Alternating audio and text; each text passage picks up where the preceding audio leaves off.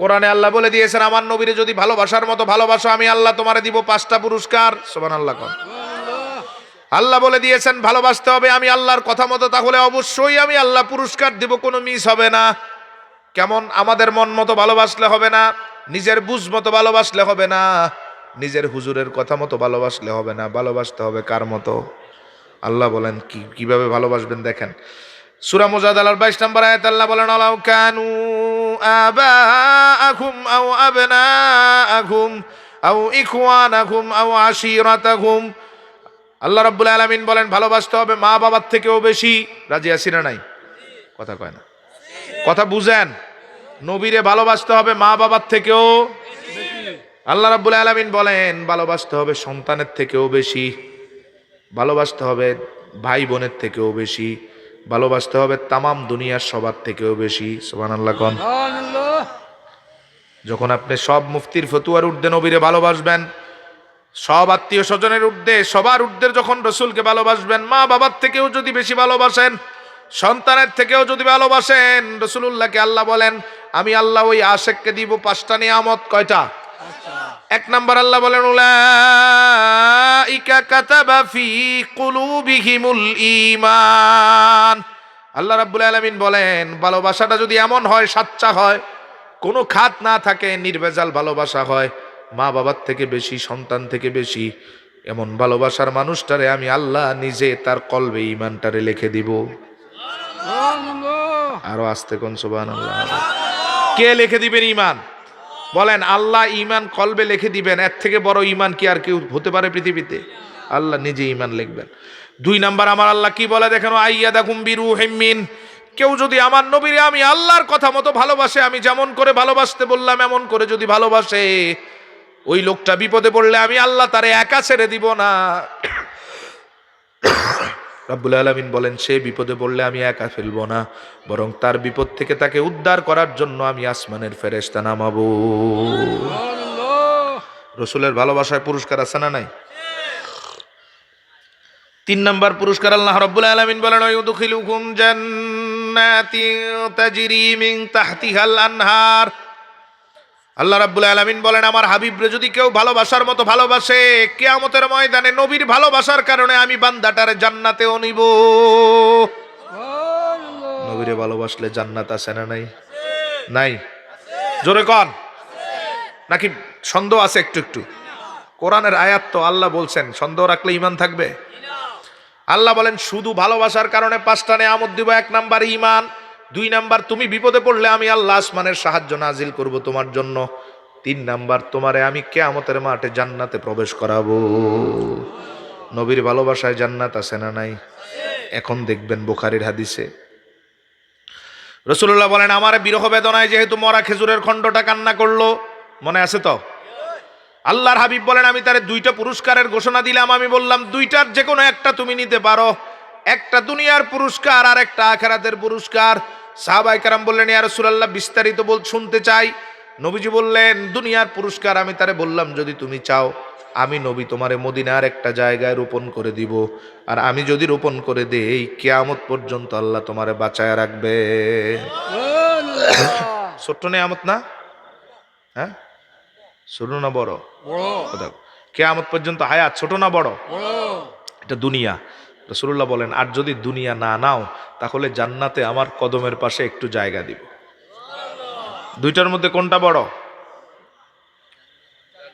দুনিয়ারটা না জান্নাতেরটা? সাহাবায়ে কেরাম বললেন ইয়া রাসূলুল্লাহ গাছ কোনটা নিল? নবীজি বললেন গাছ আমায় বলল আমার দুনিয়ার দরকার নাই, জান্নাতে আপনার কদমের পাশে একটু জায়গা চাই। আল্লাহর হাবিব বলেন এই গাছটারে, মরা গাছটারে রব্বুল আলামিন জান্নাতে আমার পাশে রাখবেন। নবীর ভালোবাসায় জান্নাত নাই? আরো জোরে কোন। বলেন এবার গাছ যদি কান্না করে নবীর বিরহ বেদনায়, কান্না করে যদি নবীর পাশে জান্নাতে যেতে পারে, আমি আপনি মানুষ যদি ঠিক মতো ভালোবেসে কান্না করি, গাছের আগেই তো নবী আমাদেরকে নিয়ে যাবেন। কথা কয় না? না মাথায় বুঝে আসে না? একটা মরা নির্জীব গাছ যদি কান্না করে জান্নাত পেয়ে যেতে পারে, আমি আপনি ঠিক মতো ভালোবেসে কান্না করলে ফতুয়ার ঊর্ধ্বে গাছের আগেই নবী আমাদের জান্নাতে নিতে পারেন, ঠিক কিনা বলেন? এবং আল্লাহ ঘোষণা দিয়ে রেখেছেন নবীর ভালোবাসায় আমি জান্নাত দিব, জান্নাত আছেও। গাছের নিয়ে নবী দেখায়ও দিলেন আমারে ভালোবাসলে জান্নাত পাওয়া যায়, ঠিক কিনা বলেন? তাহলে গাছ নবীরে চিনে কি চিনে না? আচ্ছা, গাছের ঢাল যেগুলো গাছ থেকে ভেঙে পড়ে লাকড়ি হিসাবে ব্যবহার করেন, এগুলো কি নবীরে চিনে? কথা কোন জোরে, চিনে নবীরে? উক্কাশা ইবনে মেহসান রাদিয়াল্লাহু তাআলা রাসূলুল্লাহর বীর মুজাহিদ সাহাবী, তিনি উহুদ যুদ্ধে ওনার তরবারিটা ভেঙে গেছে। উহুদ যুদ্ধে তরবারি ভেঙে গেছে। ভাঙ্গা তরবারি নিয়ে নবীর দরবারে এসে বলেন, ইয়া রাসূলুল্লাহ, আমারে যদি একটা নতুন তরবারি দেন তাহলে অসংখ্য কাফেরের সাথে লড়াই করে আমি এই ময়দানের চিত্র পাল্টে দিতে পারি। বীর মুজাহিদ সাহাবী। নবীজি বলেন, উক্কাশা, তরবারি তো নাই, যা ছিল সব দিয়ে দিয়েছে। উক্কাশা বলেন, ইয়া রাসূলুল্লাহ, একটা তরবারি হলেই হতো।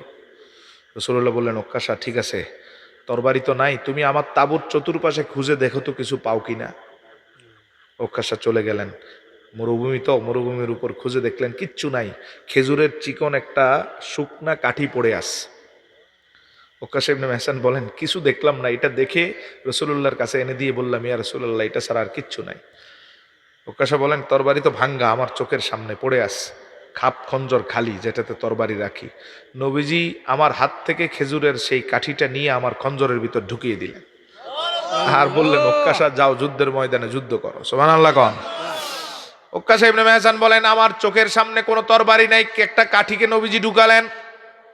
আমি নিশ্চিত হয়ে গেলাম নিরস্ত্র অবস্থায়, যেহেতু নবীজি বলেছেন যুদ্ধের ময়দানে যাও, হয়তো আমার শাহাদাত কবুল হয়ে গেছে। নিরস্ত্র অবস্থায় গেলে তো যুদ্ধের ময়দানে টিকে থাকতে পারবো না, আবার নবী বলছেন আদেশ অমান্য করাও যাবে না, ঠিক কিনা? চলে গেলাম যুদ্ধের ময়দানে, আমার হাতে অস্ত্র নাই দেখে কয়েকটা কাফের দ্রুততার সাথে আমার কাছে আসতে লাগলো। সৈনিক সাহাবী তো, সেনাপতির মতো সাহাবী, একজনকে মারলে 30 জনের উপকার পাওয়া যায়, ঠিক না? আমার হাতে তরবারি না দেখে, আমার কোনো অস্ত্র না দেখে তারা দৌড়ে আসতে লাগলো আমার দিকে। প্রত্যেকের হাতে তরবারি, আমার মারার জন্য দৌড়ে আসতে লাগলো। আমার তো তরবারি নাই। আমিও সিদ্ধান্ত নিলাম, কিচ্ছু নাই। আমি সিদ্ধান্ত নিলাম যতক্ষণ বেঁচে থাকবো ততক্ষণ আমার রসুলের দেওয়া কাঠিটা দিয়ে লড়াই করব। উক্কাশা ইবনে মেহসান বলেন, তারা আমার একদম কাছে চলে আসলো, আমিও বিসমিল্লাহ বলে কাঠিটা এখানে ধরে টান দিলাম।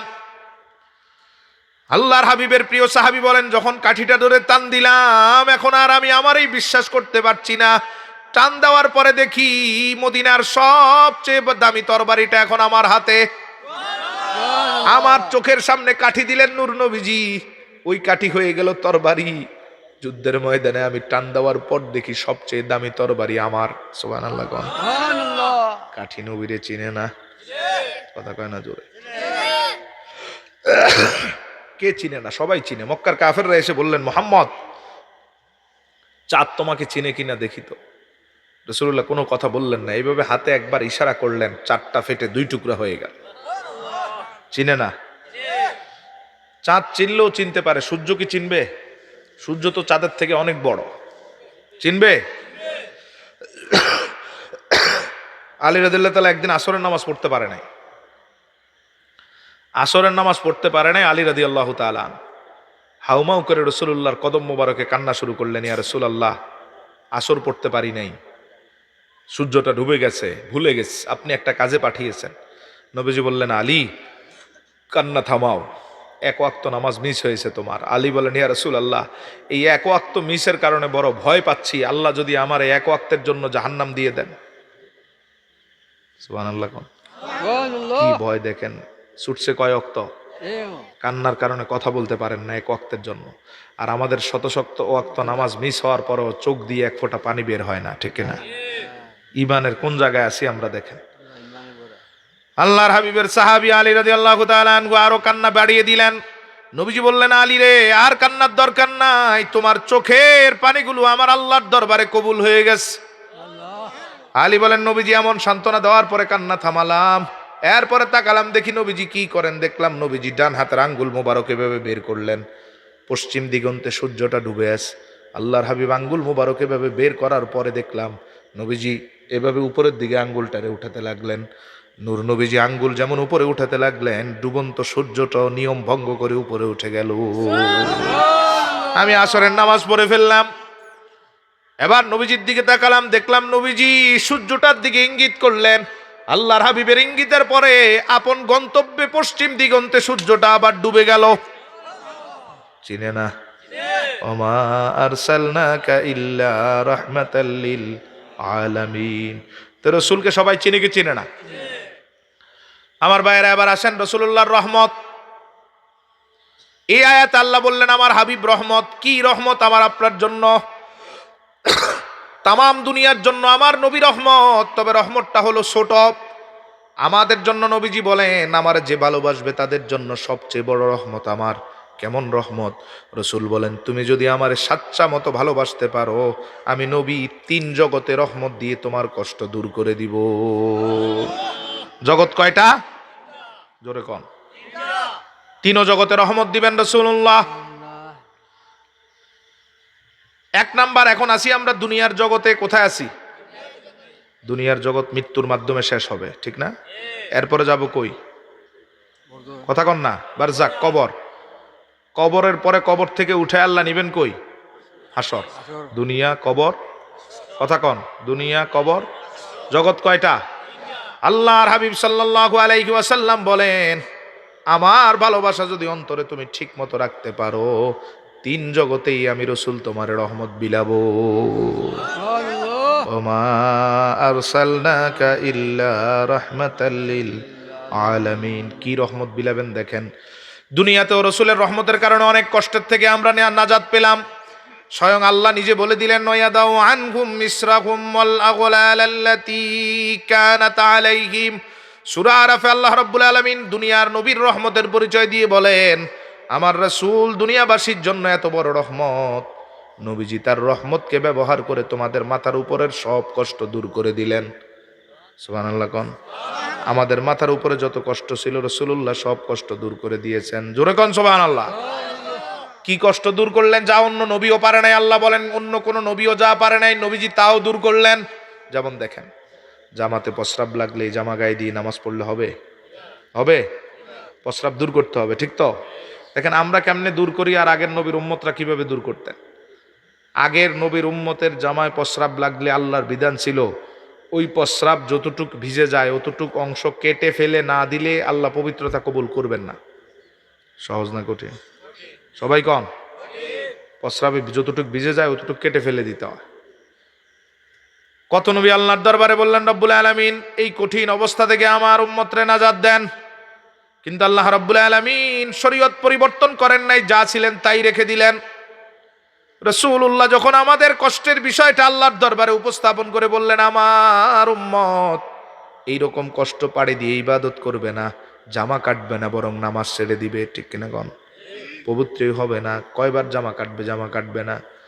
রাসূলুল্লাহ বলেন আমার উম্মতের কষ্ট সহজ করার জন্য যখন আল্লাহর দরবারে বললাম, আল্লাহ বললেন হাবিব আগের নবীর উম্মতের জামায় সামান্য প্রস্রাব লাগলেও কাটতে হতো, আপনার উম্মতরে সহজ করে দিচ্ছি, সামান্য নয় পুরা জামাটাও যদি প্রস্রাবে ভিজে যায় 1 ইঞ্চিও কাটতে হবে না, বরং সামান্য পানি দিয়ে ধোয়ার পরেই পবিত্র হয়ে যাবে।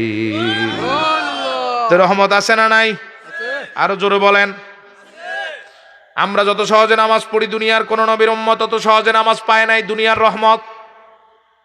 আগের নবীর উম্মতের নামাজ কত কঠিন ছিল দেখেন, যে কোনো জায়গায় দাঁড়িয়ে নামাজ পড়লে ওদের নামাজ হতো না, সব মানুষ একত্রিত হয়ে এক জায়গায় গিয়ে নামাজ পড়তে হতো। অনেক কঠিন। কেমন কঠিন দেখেন।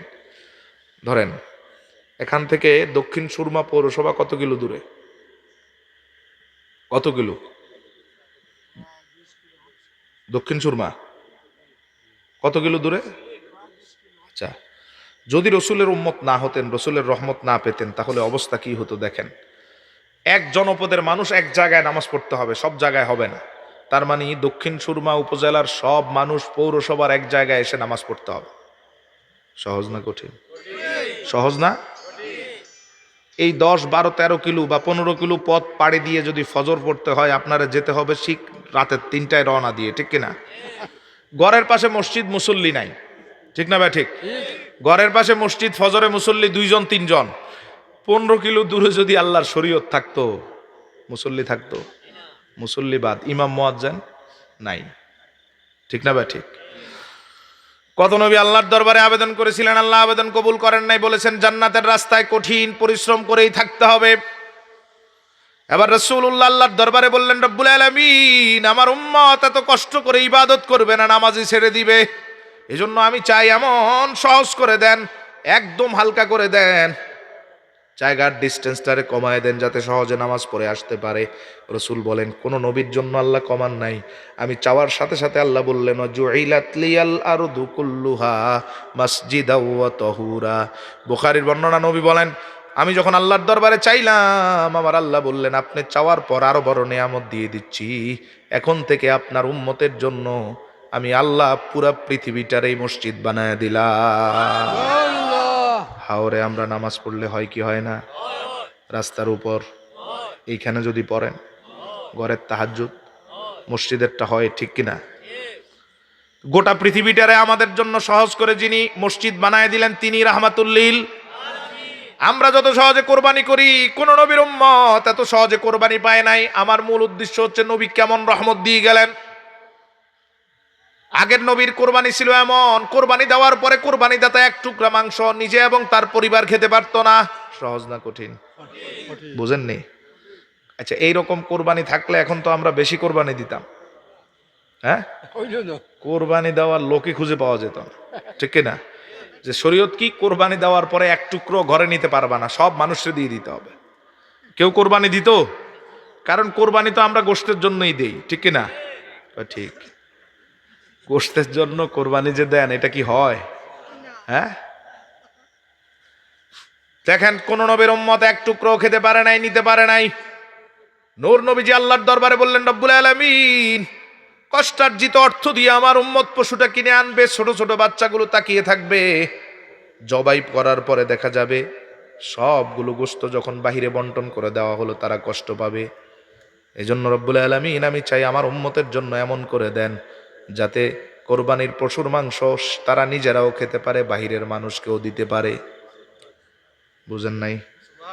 সূরা হজের 2টা আয়াত আল্লাহ নাজিল করলেন, ফাকুলু মিনহা ওয়া আতইমুল বাঈসাল ফাকির। হাবিব, আপনার কথা মতো আমি সব পরিবর্তন করে দিলাম। এখন থেকে আপনার উম্মত পরিবার নিয়েও খেতে পারবে, আর বাহিরে যারা কোরবানি দেয় নাই তাদের খাবারের ব্যবস্থাও করবে। রহমত আছে না নাই? দেখেন, পদে পদে অল্প সময়ে বলি আরো বড় রহমত। আমাদের হায়াত কম, গুনাহ বেশি। হায়াত কম, আর আগের উম্মতের উল্টা, হায়াত বেশি, গুনাহ কম। আমরা 70 বছরে যা গুনাহ করি, তারা 1200 বছরও তা করতো না। হায়াত বেশি, গুনাহ কম। কেমন কম? নবীজি বলছেন, তাদের এমন অনেক ছিল যে টানা 300 বছর ইবাদত করেছে, ওই 300 বছরের মধ্যে একটা গুনাহ করে নাই। সুবহানাল্লাহ বলুন। 300 বছর কোনো গুনাহ নাই। আর আমি আর আপনি 3 ঘন্টাও গুনাহ ছাড়া থাকতে পারি না, ঠিক কিনা? 3 ঘন্টায় কত গুনাহ করি। প্রতি মুহূর্তে গুনাহ করার জন্য তো এটা আছেই। চোখের গুনাহ, হাতের গুনাহ, ঠিক কিনা? কানের গুনাহ, সব এটার মাধ্যমে মুহূর্তে মুহূর্তে। 300 বছর পার করে দিছে, একটা গুনাহও নাই। কি পরিমাণ কষ্ট চিন্তা করে দেখেন। এবার রাসূলের রহমত, 300 বছর কোনো নাই, গুনাহ নাই। মানুষটা যখন আল্লাহর দরবারে যাবে, কোনো গুনাহ নাই। আর আমি আর আপনি 70 বছরে অসংখ্য গুনাহ নিয়ে যখন আল্লাহর কাছে যাব, এই দুইজনের মধ্যে কার দাম বেশি হবে বলেন তো? কথা কয় না। 300 বছর কোনো গুনাহ নাই, 70 বছরে গুনার অভাব নাই, দাম বেশি কার? সবাই বলতে হবে, বলেন। না না না, কারণ আমরা নূর নবীজির উম্মত। একটা আবেদনের মাধ্যমে গোটা চিত্রটারই যিনি পরিবর্তন করে দিলেন, তিনি রাহমাতুল লিল আলামিন। আল্লাহর দরবারে বললেন, রব্বুল আলামিন, আমি কার কত হায়াত দেখতে চাই না, কার কত সওয়াব দেখতে চাই না। কিয়ামতের ময়দানে আমি দেখতে চাই সব নবীর উম্মতের মাথার উপরে যাতে আমার উম্মত উঠে যেতে পারে। আমি জানি সওয়াব দিও পারবে না, হায়াত দিও পারবে না, কিন্তু আপনি এমন ব্যবস্থা করে দেন যাতে সবার উপর আমার উম্মত থাকে। সুবহানাল্লাহ কোন। সূরাতুল কদর নাজিল করে আল্লাহ বললেন, লাইলাতুল কদরি খায়রুম মিন আলফি শাহর। ও হাবিব, আপনার উম্মতরে সবার উপরে কিভাবে উঠাই দেখেন। আগের উম্মত টানা 84 বছর ইবাদত করলে যা পেত, আগের উম্মত টানা 84 বছর ইবাদত করলে যা পেত, আপনার উম্মত এক রাতে তার থেকে বেশি পাবে। সুবহানাল্লাহ। আর আসতে বলা যায় না ভাই। বুঝেন কি দিছেন নবীজি? এক রাতে 84 বছর থেকেও বেশি। জোরে কোন সুবহানাল্লাহ। এইরকম 10টা রাত্রে যদি সারা জীবনে গুরুত্ব দিতে পারেন, চিত্রটা কেমনে পাল্টে যায় দেখেন। একটা রাত যদি 84 বছরের সমান হয়, 10টা রাত সমান 84 পূরণ 10 সমান কত? 800। কেউ হিসাব বুঝেন না? একটা 84 সর্বনিম্ন 10টা 84 পূরণ 10 সমান কত হয়? তার মানে 10টা রাতকে গুরুত্ব দেওয়া উম্মতে মুহাম্মদীর আমল নামায় লেখা থাকবে 840 বছরের চেয়েও বেশি সওয়াব। রাসূল বলেন এমন করে 120 কাতারের মধ্যে 80 কাতার আমার, 40 কাতার বাকিদের। শুনে নাও আজীব তথ্য, আমার উম্মত আমার রহমতকে ভর করে 40 কাতারের মাথার উপরেই 80 কাতারের স্থান আল্লাহ দিবেন। রহমত আছে না নাই? আরো জোরে বলেন, রহমত আছে না নাই? আছে। ওমা আরসালনাকা ইল্লা রাহমাতাল লিল আলামিন। দুনিয়ার রহমতের পর এবার কবরের রহমত। কবরে নবীর রহমত আছে? নাই? নাই? আওয়াজ দেন। আমি যদি বলি নাই, আমি যদি বলি নাই, আরে আওয়াজ দেন, আশ্চর্য। ধরেন আমি বললাম নাই, কেন বললাম বারবার এমন? বাংলাদেশে এখন একদল লামাযহাবী আহলে হাদিস নামে আহলে খবিশ বের হয়েছে। ওই খবিশগুলো বলে কবরে নবীর কোনো রহমত নাই। রহমত দূরে থাক, নবী নাকি কবরে আমাদেরকেও চিনবে না, নবীর মেয়ে ফাতেমাকেও চিনবে না, নবীর স্ত্রী আয়েশাকেও চিনবে না। আরো জোরে কন নাউজুবিল্লাহ। আমাদের আকীদা কবরে রহমত আছে না নাই? রাসূলুল্লাহ বলেন কবরে প্রশ্ন করা হবে 3টা। কয়টা? মার রাব্বুকা ওয়া মা দীনুকা ওয়া মান হাযার রাজুল। কে তোমার প্রভু, কি তোমার দ্বীন? আর নূর নবীর চেহারা দেখিয়ে জিজ্ঞাসা করা হবে এই নূরের মানুষটাকে। রাসূলুল্লাহ বলেন যদি আমার চেহারা দেখে চিনে যেতে পারো, আমার নূরের চেহারাটা দেখে যারাই চিনবে তাদের কবরকে আল্লাহ জান্নাতের টুকরা বানায় দিবেন। আর আমারে দেখে যদি না চিনো, তোমার কবরটা হয়ে যাবে জাহান্নামের টুকরা। ঠিক না বে ঠিক? কেমনে জান্নাতের টুকরা বানাবেন নবীরে দেখে চিনলে? দেখেন এই হাদিসটা বলেই শেষ করছি। আল্লাহর হাবিব সহিহ মুসলিমের বর্ণনায় বলেন আমার নূরের চেহারাটা দেখানোর পর যদি তুমি চিনতে পারো, 6 নিয়ামত দিয়ে তোমার কবরটারে আল্লাহ জান্নাতের বাগান বানাবেন। কয় নিয়ামত? কেমনে দিবেন দেখেন। আল্লাহ বলেন ওয়া আফরিশুহু মিনাল জান্নাহ। রাসূল বলেন আমার নূরের চেহারাটা দেখে যদি তুমি চিনতে পারো, তাহলে আমার আল্লাহ ডাক দিয়ে বলবেন আমার যেই বান্দাটা আমার নবীরে চিনে গেছে, এই মুহূর্তে তার পিঠের নিচে জান্নাতের তোশকটা বিছিয়ে দাও। আচ্ছা, জান্নাতের তোশক পিঠের নিচে আসলে কি কোনো লাভ হবে? হ্যাঁ, কথা কয় না, না লাভ নাই। কি লাভ হবে জানেন? এই যে নিচে সাপ বিচ্ছু বিষধর কত কিছু মাটিতে আছে, এটা আর কখনো জান্নাতের এই যে তোশক ভেদ করে আপনার পিঠে আসতে পারবে না। লাভ না লস? মহালাভ, ঠিক কিনা বলেন? 1 নাম্বার নিয়ামত, আমার চিনার কারণে জান্নাতের তোশকটা তোমার পিঠের নিচে চলে আসলো। নবীজি বলেন আলবিসুহু মিনাল জান্নাহ।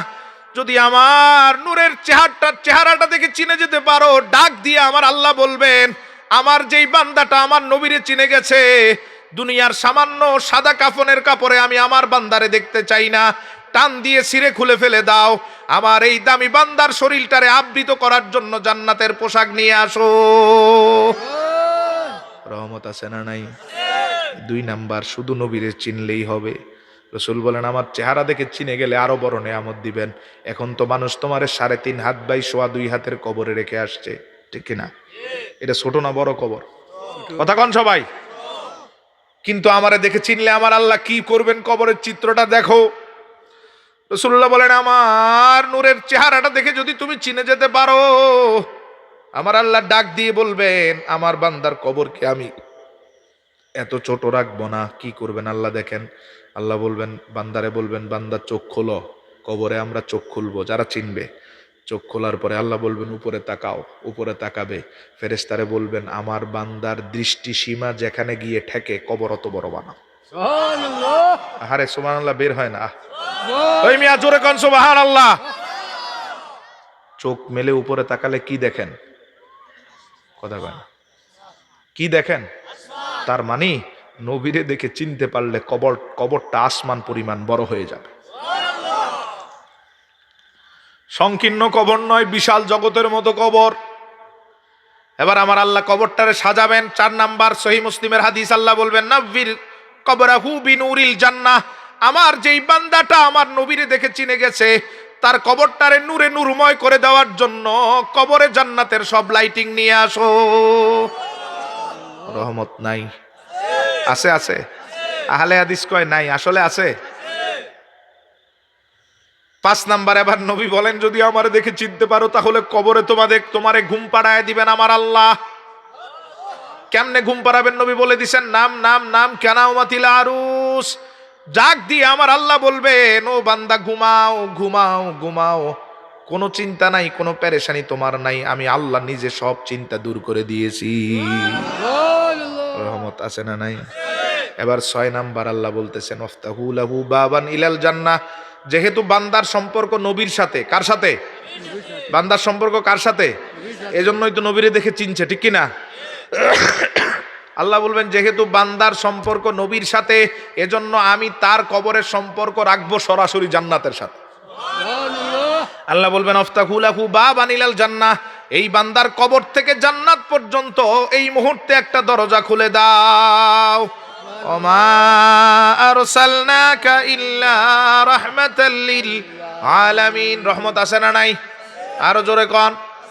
দুনিয়ায় কথা কয় না, কবরে, হাসরে নাই? আছে হাসরে। এখানে ওলামা মাযহাবী আহলে হাদিস আব্দুর রাজ্জাক বিন ইউসুফ নামে এক খবিশ কয় হাসরে নবী আমাদের চিনা দূরে থাক, নিজেই নিজের চিন্তায় পেরেশানে কাটাবে। আরো জোরে কর নাউজুবিল্লাহ। এরকম আকীদা রাখলে কি ঈমান আছে না গেছে? ওইটারে যে ভালোবাসবে এটার ঈমানও নাই, ঠিক কিনা বলেন? তো হাসরের ময়দানে রহমত আছে না নাই? বরং দুনিয়া কবর থেকে বেশি রহমত থাকবে হাসরে, ঠিক কিনা বলেন? নবীজি বলেন একটা উম্মত জাহান্নাম থেকে রক্ষা পর্যন্ত আমি আল্লাহর দরবার থেকে কথা বলা বন্ধ করব না। এবং আল্লাহ আমারে ওয়াদা করছেন ওয়ালা সাউফা ইউতিকা রাব্বুকা ফাতারদা। হাবিব, যতক্ষণ পর্যন্ত আপনি সন্তুষ্ট না হবেন ততক্ষণ আমি আল্লাহর দেওয়াও বন্ধ হবে না। নবীও বলেন আমার একটা উম্মত জাহান্নাম থেকে বের হওয়া পর্যন্ত আমি সন্তুষ্ট হব না। সমান সমান কি দাঁড়ালো? মানে নবী একটা উম্মতরেও ভুলবেন না, সব উম্মতরে জাহান্নাম থেকে নাজাত দিবেন। আর ব্যতিক্রম অন্য নবীরা, যেখানে নবী একজনকেও ভুলবেন না সেখানে অন্য নবীরা একটা উম্মতরেও মনে রাখবেন না। রহমত আছে না নাই? আরো জোরে কম। আল্লাহর হাবিব সাল্লাল্লাহু আলাইহি সাল্লাম হাউজে কাউসারের রহমত দিয়ে মাঠ ঠান্ডা করে দিবেন, পিছনের বিচার সামনে নিয়ে আসবেন, ফুলসেরাতের গোড়ায় আল্লাহর দরবারে কান্না করে করে অসংখ্য বান্দারে জান্নাত দিবেন, বিনা হিসাবে এক দলরে জান্নাত দিবেন, মিজানের ডান পাশে দাঁড়িয়ে এক দলকে জান্নাতে নিবেন। এমন করে করে জাহান্নামে ফুলসেরাত পার হতে গিয়ে জাহান্নামে পড়া ছাড়া সবাই জান্নাতে চলে যাবে। যারা পড়ে যাবে ফুলসেরাত পার হতে গিয়ে যারা জাহান্নামে পড়ে যাবে, রাসূল বলেন এতক্ষণ আমি আল্লাহর দরবারে কথা বলেছি, মুনাজাত করেছি, চেয়ে থেকেছি, যখন দেখবো আমার বান্দা জাহান্নামে চলে গেছে তাদেরকে উদ্ধার করার জন্য আমি সেজদায় পড়ে যাব। আল্লাহ বলবেন ইরফা রাসাকা ইয়া মুহাম্মদ, হাবিব মাথা উঠান, সালতুতা ওয়াশফা তুসাফা ওয়া কুল তুসমা। আমার দরবারে চান চাইলেই হবে, বলেন বললেই হবে, সুপারিশ করেন করলেই জান্নাত। সুবহানাল্লাহ কোন। রাসূলুল্লাহ বলেন আমি মাথা উঠিয়ে সবাইরে দেখবো বলতেছি, আমি দেখবো সবাই বলতেছে নাফসি নাফসি। মাথাটা উঠিয়ে আমি আমার আল্লাহরে বলবো আল্লাহ আমার জন্য চাই না চাইবো না, পরিবারের জন্য চাই না চাইবো না, আমি আল্লাহরে বলবো উম্মতি উম্মতি। আল্লাহ আমার জাহান্নামী উম্মতগুলারে বের করান। একটা সীমা দিয়ে বলবেন বের হও, আমার আর সুপারিশের কারণে একদল জান্নাতে চলে যাবে। আবার তাকিয়ে দেখবো আরেক দল পড়ে আছে, আমি তো কাউরে ভুলবো না, আবার সেজদায় পড়বো, আবার মাথা উঠায় বলবেন বলেন আমি আবার আল্লাহর দরবারে বলবো উম্মতি উম্মতি। আল্লাহ আবার বলবেন আরেক দলকে বের করবেন আমার কারণে, আবার সেজদায় পড়বো। তৃতীয়বার আল্লাহ বলবেন আর মাথা নামানোর দরকার হবে না, এমন বড় নিয়ামত দিয়ে দিচ্ছি হাবিব, আখরিজ মান ক্বালা লা ইলাহা ইল্লাল্লাহু মুখলিসা। জীবনে একবার যারা লা ইলাহা ইল্লাল্লাহ মন দিয়ে বলেছে তাদের সবাইরে বের করে জান্নাতে নিয়ে যান।